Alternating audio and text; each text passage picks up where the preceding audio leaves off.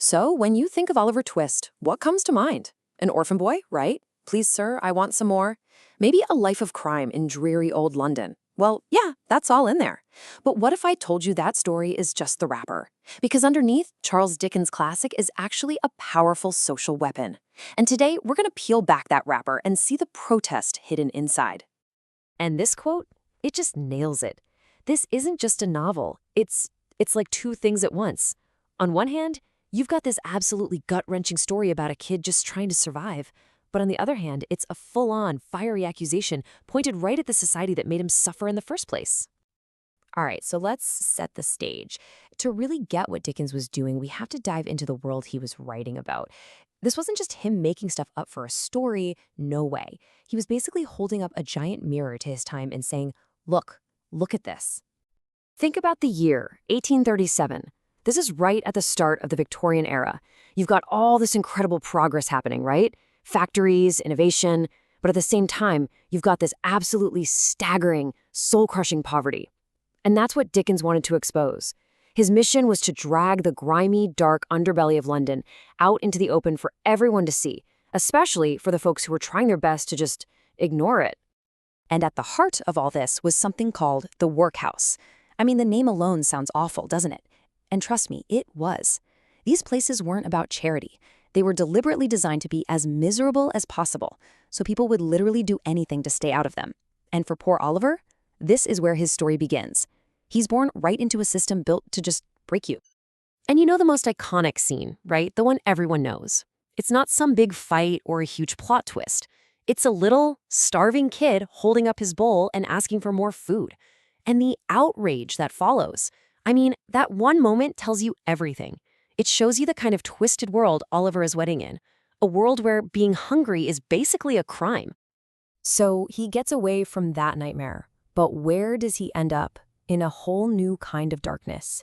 His trip to London is, the classic out of the frying pan and into the fire situation. And once Oliver hits the big city, Dickens does something really clever. He creates this huge, stark contrast that basically powers the whole story. You've got Oliver, who is just this symbol of pure innocence. And then you have everything around him, the crime, the grime, the total corruption of London streets. And this isn't just for drama, it's Dickens making a point. So who's running this whole dark show? Well, meet Fagin. And listen, he's not your typical bad guy.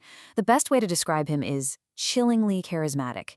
He preys on these poor, homeless kids, taking their desperation and twisting it for his own gain. He's one of those villains who's both fascinating and absolutely terrifying. Now, if Fagin is the brains and the manipulation, Bill Sikes is the raw, violent muscle. There's nothing charming about this guy. He's just pure, brutal force. He is basically what happens when a person has zero empathy, zero conscience. Just a walking, talking embodiment of violence. But then you have Nancy. And oh man, Nancy is just one of the most brilliant and tragic characters ever written. She's caught in this impossible situation, stuck being loyal to the monster, Sikes, but also knowing deep down what's right. She's the human face of all this suffering, and her story, it's just absolutely heartbreaking. Okay, so we've met the key players, but as intense as their personal stories are, remember, Dickens is using them to aim at something much bigger. His real target is the society that made them who they are. And this is where it all comes together. He's weaving these big ideas into the story. You have innocence versus corruption, obviously, but he's also digging into poverty, social injustice, and this really powerful idea that crime isn't something you're born with. It's a product of your environment. He's saying, look at what happens when institutions like the workhouse fail people. Crime isn't a choice, it's what's left. And this quote, this is really the core argument of the whole book. It's Dickens pointing a finger directly at his readers and saying, hey, you punish these criminals, but did you ever stop to think that you created them? He's asking this really tough, uncomfortable question. Are people just born bad, or does a cruel society make them that way? Now look, no book is perfect, right? And people have had things to say about Oliver Twist over the years. The strengths are huge. I mean, the social criticism is powerful, the characters are iconic, the emotion is just raw. But on the flip side, some critics feel that Oliver himself is a little too perfect, almost unbelievably good. and that maybe some of the villains are a bit like cartoon characters of evil, not fully fleshed out people. But you know what? You could argue that's exactly the point. By making Oliver the ultimate symbol of innocence and the bad guys pure evil, Dickens leaves no room for doubt. There's no gray area. He wasn't trying to write a perfectly realistic novel, he was trying to make you feel angry. He wanted to make the injustice so obvious, so in your face, that you had no choice but to see it. So that brings us to the big question.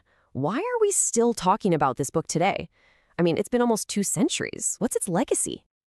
Well, the verdict is pretty clear. A solid 4.5 out of 5. It's considered absolutely essential reading. And not just as a history lesson, but because its core message still hits so hard today. And if there's one thing to take away from this whole story, it's this. After all that darkness, all the grime, all the cruelty, at its heart, this is a story about hope. It's about how a person's basic goodness, their kindness, can actually survive even when the world around them is doing its absolute best to snuff it out. Which leaves us with one last big question that kind of hangs in the air after you finish the book. This wasn't just a question for Victorian England. It's for us, right now. Dickens is basically asking, what's the real test of a society? Is it how rich it is, how powerful, or is it how it treats its most vulnerable people? That's a question that sticks with you long after you're done reading.